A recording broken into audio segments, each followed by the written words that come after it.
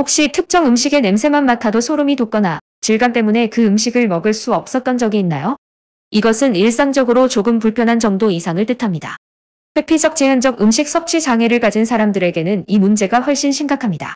이것은 어떤 음식이 너무 무섭거나 불쾌해서 피하는 것입니다. 이런 사람들은 단순히 편식을 하는 게 아니라 특정 음식의 맛, 냄새, 질감 등이 너무 강렬하게 다가와서 몸이 거부 반응을 일으키는 겁니다. 예를 들어 어떤 아이는 특정한 질감의 음식을 먹지 않으려고 할 때가 있습니다. 그냥 맛이 싫어서가 아니라 그 음식이 입에 닿는 순간 불편함이나 두려움을 느끼기 때문입니다.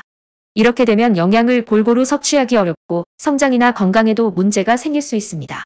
회피적 제한적 음식 섭취 장애는 특정 음식을 너무 심하게 거부하거나 아주 제한된 음식만 먹으려는 상태를 말합니다. 흔히 편식이라고 생각할 수 있지만 회피적 제한적 음식 섭취 장애는 단순한 편식과는 다릅니다. 이는 심리적 요인으로 인해 음식에 대한 두려움이나 불안감을 느끼게 하고 결국 건강에 큰 영향을 미칠 수 있습니다. 회피적 제한적 음식 섭취 장애의 증상은 어떤 것들이 있을까요? 이 장애를 가진 사람들은 음식의 맛, 질감, 냄새, 심지어 색깔 때문에 음식을 피하는 경우가 많습니다. 예를 들어 어떤 아이는 브로콜리를 보자마자 질겁을 하거나 고기의 질긴 식감을 견디지 못해 먹지 않으려 할 수 있습니다. 이런 증상은 결국 영양 결핍, 체중 감소, 성장 지연 등을 초래할 수 있습니다.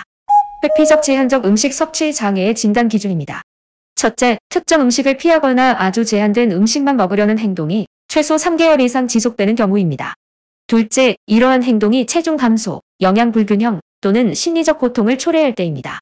마지막으로 이 장애가 다른 정신질환이나 의학적 상태로 설명되지 않는 경우에 진단됩니다.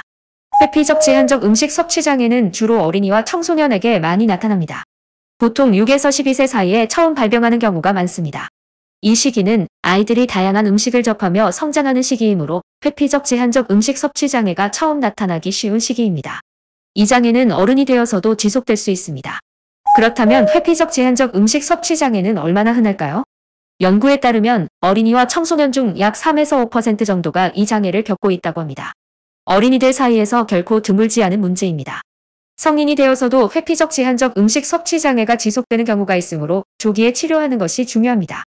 실제로 회피적 제한적 음식 섭취 장애를 가진 사람들의 예를 들어볼까요?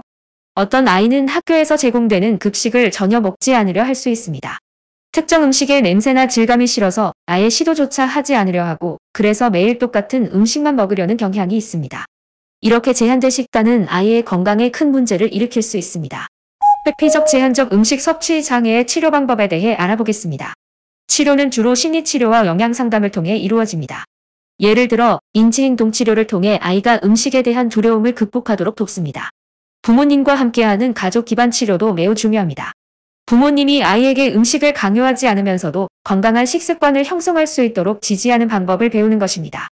또한 놀이치료나 감각통합치료를 통해 아이가 다양한 음식을 조금씩 시도해 볼 수 있도록 돕습니다. 회피적 제한적 음식 섭취 장애는 단순한 편식이 아니라 아이의 건강과 성장에 큰 영향을 미칠 수 있는 문제입니다. 따라서 이 문제를 조기에 인식하고 적절한 치료를 받는 것이 중요합니다. 감사합니다. 임신영이었습니다.